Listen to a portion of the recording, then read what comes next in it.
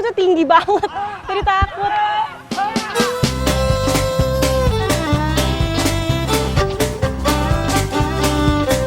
Kuda punya arti yang begitu besar bagi masyarakat Muna, Sulawesi Tenggara. Hewan peliharaan yang memegang peranan penting secara historis. Bahkan kuda masuk dalam salah satu tradisi yang hingga kini masih bertahan. Ya, tradisi adu kuda khas Muna, Sulawesi Tenggara. Tinggi banget. Strateginya adalah dari dua kubu yang berbeda, betinanya dikumpulkan menjadi satu di tengah-tengah seperti ini. Ini semua betina nih, tapi ada satu jantan yang disisain satu. Nah yang ini nih dari keluarga yang berbeda. Yang satu lagi jantannya disimpan di sana, biar nanti kalau misalnya datang, seakan-akan jantan yang satu tuh merasa keluarganya diambil sama jantan yang ini. Jadi dia mulai instingnya keluar untuk, wah kok keluarga saya diambil. Adu kuda merupakan tradisi kuno peninggalan masa kerajaan Muna. Awalnya digelar sebagai penghormatan raja untuk tamu-tamu pentingnya. Salah satu daerah yang masih memegang erat tradisi ini di Lawa Muna, Sulawesi Tenggara. Biasa diadakan bertepatan dengan hari-hari besar nasional.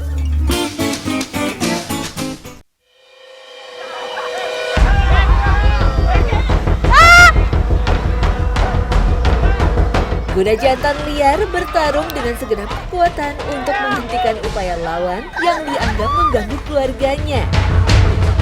Ya, sengaja dibuat terusik emosinya untuk membakar naluri alami sang pejantan. Nah ini lagi istirahat dulu kuda-kudanya, biar nanti kalau misalnya diadu lagi lukanya nggak semakin parah. Jadi didiamin dulu sampai nunggu tenang kudanya, baru nanti diadu lagi. Tradisi adu kuda dikendalikan sang pawang yang disebut juga Main Tarano.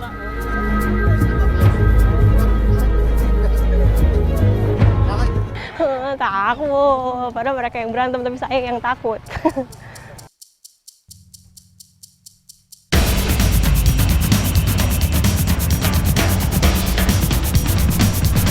Bagi warga Muna, tradisi adu kuda bermakna filosofis, yakni simbol harga diri yang harus dipertahankan.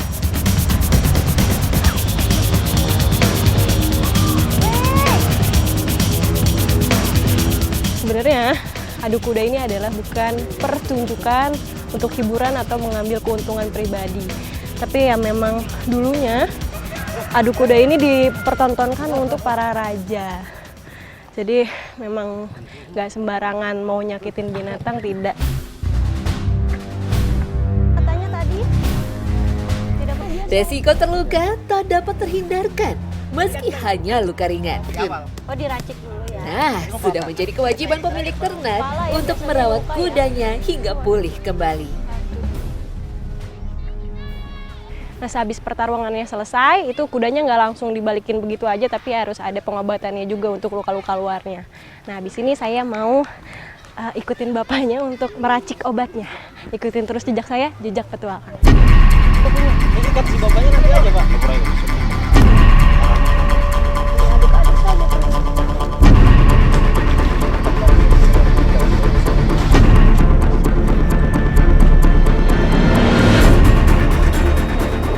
Masyarakat Muna punya tradisinya sendiri untuk mengobati kudanya. Nah ini racikannya itu uniknya pakai isi baterai terus yang dicampur sama minyak tanah. Memang ini udah dari zaman dulu ya Pak ya. Jadi dipercaya untuk menyembuhkan luka di luar tuh cepat sekali keringnya. Pakainya ini.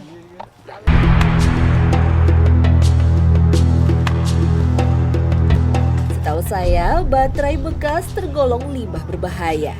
Namun di Muna dijadikan obat penyembuh luka, diracik dengan minyak tanah. Entah resep dari mana, tapi sudah jadi kebiasaan turun-temurun. Aromanya yang cukup kuat membuat serangga enggan menghinggap di luka. Nah ini caranya, itu cuma diolesin aja di bagian luka luarnya nih, kayak seperti ini nih. Ini dioles-oles. Kuda juga sama ya kayak manusia, punya rasa sakit tuh dia. Kalau diolesin tuh dia kedip-kedip kayaknya ngerasain sakit.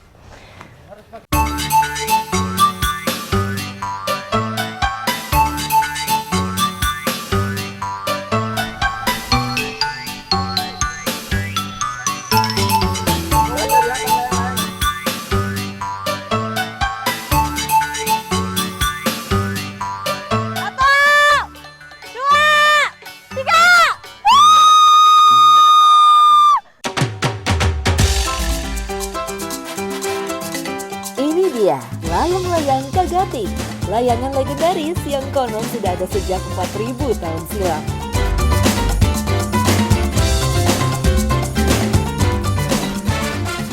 Nah ini saya sekarang lagi sama masyarakat Kondonia. Nah ini yang saya pegang adalah kebanggaan masyarakat di sini, layang-layang. Tapi kalau di sini namanya Kagati.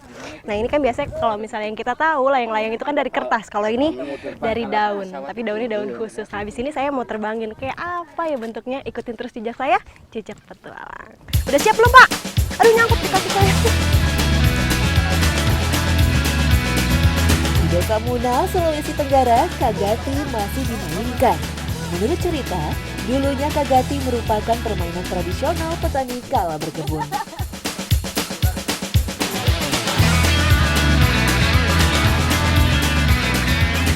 Mundur. Nanti saya lagi jadi asisten untuk nerbangin layang-layang dulu.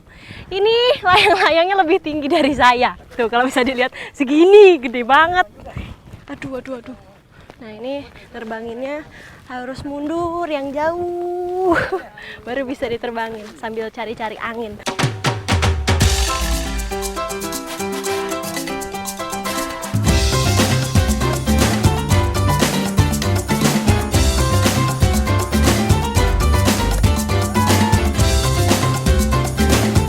Ini tarik. Ini cara mainnya sama kayak layangan biasa, tarik ulur. Kalau misalnya udah mulai jatuh ditarik, ulur lagi. Kesulitannya ya ini harus saya kayaknya nggak bakat main layangan. Aduh, ini harus bener-bener anginnya tuh besar. Kalau misalnya nggak besar, harus punya keahlian khusus untuk tetap ngestilin si layang-layangannya ada di atas. Tidak, jangan jatuh. Wah, jagoan. Itu apa?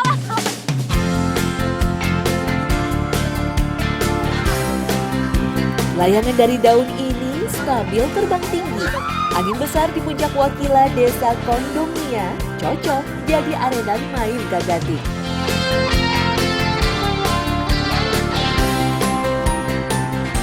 Kesulitan lain dari main layang-layang ini, kan tadi yang nerbangin tuh ada banyak. Nah sisa tuh cuma satu tuh, lihat tuh. Yang bertahan lama, jadi memang agak sulit maininnya. Tuh lihat tuh.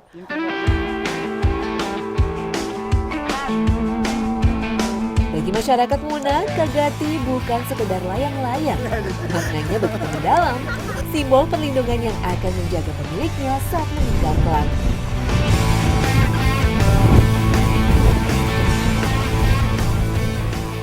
Aduh. Nih ya, bagusnya layang-layang ini, bisa denger nggak ada suara ngong, ada suaranya, ini bagus banget. Dan ini ternyata mainnya nggak sembarangan loh. Talinya agak sakit di tangan, jadi bener tuh si bapak aja pakai sarung tangan nih. Memang harusnya seperti ini safety-nya sih. Kalau yang nggak biasa kayak saya, lumayan sakit.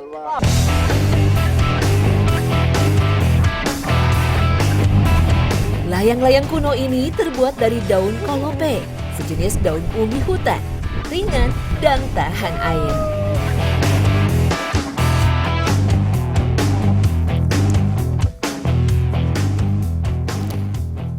Karena memang ini layang-layangnya tradisional, jadi gampang sobek juga. Dari sobek tuh tadi gara-gara ditariknya kekencengan. Tapi bisa ditampilkan ya Pak ya? Gak apa-apa, masih bisa diterbangin.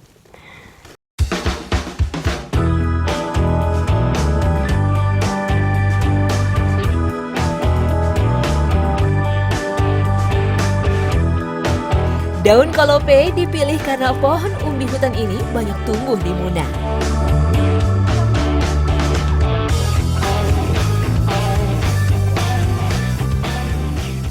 Kenapa dipakainya daun kalope? Karena ini tahan air dan juga paling ringan di antara daun yang lain. Jadinya makanya ini nih. Ini boleh. Nah, tidak semua daun kalope ini dipilih karena ada yang jelek-jelek, ada yang bolong-bolong seperti ini. Ini nggak dipakai, ini dibuang. Rangka bambu kokoh menopang lembaran daun yang dijahit dengan lidi dari bambu. Sedangkan tali senarnya menggunakan serat pohon nanas yang telah dipintal. Bahan ini dipilih karena tak mudah kusut. Nih, yang kotak-kotak seperti ini tuh dari kulit waru. Kagati disebut-sebut menjadi layangan pertama di dunia. Fakta ini dikuak seorang peneliti sekaligus pecinta layangan asal Jerman, Wolfgang Beck.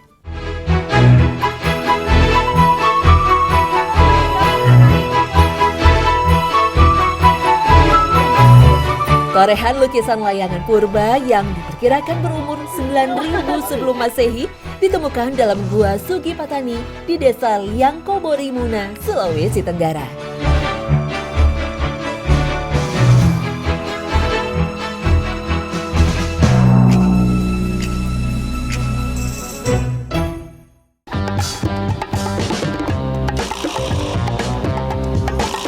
Ada satu olahan khas desa Oempu, Muna, Sulawesi Tenggara yang menarik. Katumbu namanya, jenis olahan pengganti nasi.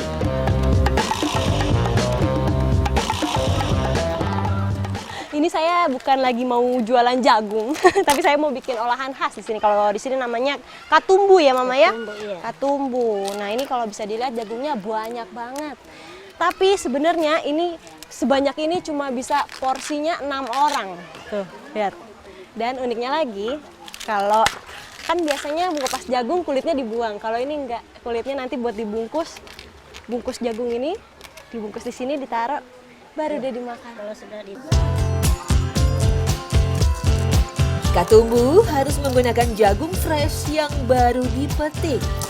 Menurut masyarakat Empu, jagung baru dipetik lebih lezat.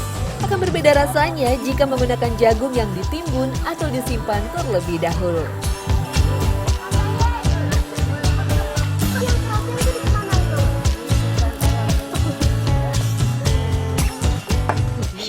Yang muda kalah sama yang udah tua. Aduh, payah nih tenaganya. Tapi emang keras. Kulit jagungnya tidak dibuang, melainkan dijadikan pembungkus tumbukan jagung. Nah, sebenarnya yang dipakai kulitnya itu bukan kulit luarnya, karena kalau kulit luarnya kotor seperti ini nih, tapi yang diambilnya kan ada lapisan lagi di dalamnya. Nah, ini yang bersih, ini yang diambil.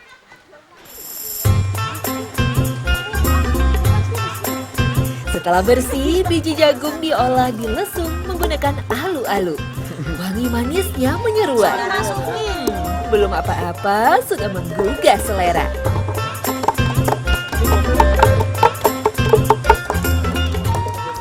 Waduh, nih setelah tadi jagungnya dikupas, terus diiris, langsung dimasukin sini, lalu ditumbuk. Dan ditumbuknya caranya, nih tumbukannya dipegang tengah-tengah seperti ini. Nah, terus ditumbuknya bisa kiri atau kanan, atau bisa dua-duanya seperti ini. Yang penting halus. Aduh, lumayan. Nanti saya berotot.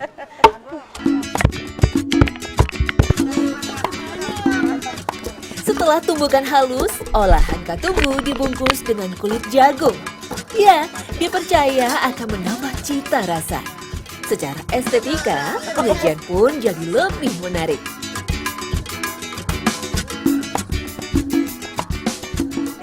Ini cara bungkus jagung halusnya.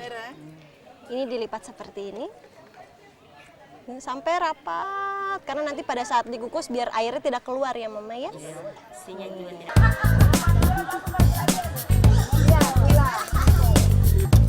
Masyarakat Muna biasa membuat katumbu setelah bekerja, seperti melaut, ada yang gurih dan manis. Nah, kalau tadi rasa asin, kalau ini yang keduanya ada manis-manisnya. Nah, ini ditambahin sama gula merah, dimasukin terus ditumbuk lagi. Jadi nanti ada dua rasa.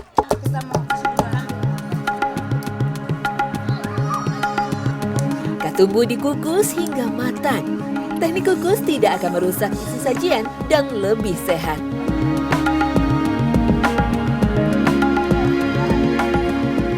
Nah, ini katumbunya lagi dikukus dulu. Ini harus menunggu selama 30 menit. Atau kalau apinya lumayan besar bisa 20 menit. Jadi apinya memang harus besar ya, mamanya, tidak boleh kecil. Kalau kecil dia tidak matang. Sementara itu, ikan siap menjadi lauk utama. Dibakar tanpa bumbu apapun. namun aromanya menggoda selera. Sepertinya ikan bakar ini akan menjadi kombinasi yang ciamik dengan katumbu.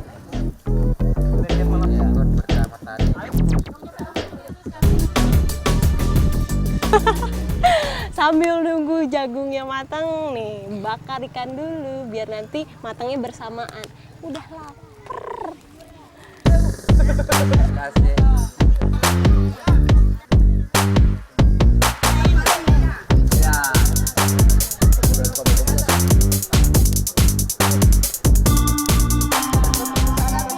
Nah ini udah matang. Kalau udah matang tuh kulitnya agak kekuningan, terus dalamnya itu kalau tadi saya angkat keras. Tadi kan lembek banget, sekarang nggak, sudah keras. Selain mengenyangkan, ketumbu juga dapat meningkatkan stamina kerja. Ya, begitulah yang dirasakan masyarakat Muna. Jagung dengan kandungan serat dan antioksidannya berpadu dengan zat bersih tinggi dari gula merah tentu menghasilkan makanan yang sangat bermanfaat bagi tubuh. Oh, makan lagi om.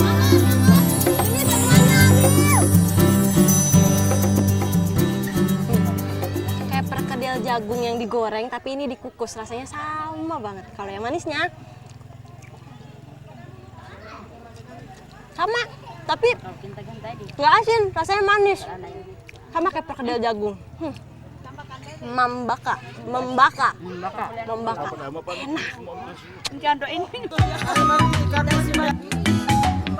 Masyarakat pesisir di Empu menyukai ketumbu sebagai sumber karbohidrat. Selain bahan baku mudah didapat, proses pembuatannya juga mudah. Paling pas dinikmati selagi hangat. Cita rasanya begitu mantap menari di lidah. Ya, yang saya kagum dari masyarakat di sini adalah dari satu olahan jagung bisa jadi berbagai macam varian rasa nih, kayak ini bungkusnya juga dari jagung itu sendiri, olahannya juga dari jagung, cuma ditambah-tambahin bumbu aja. Jadi dua rasa seperti ini nih, keren banget. Ikuti jejak saya, jejak Pelengkap!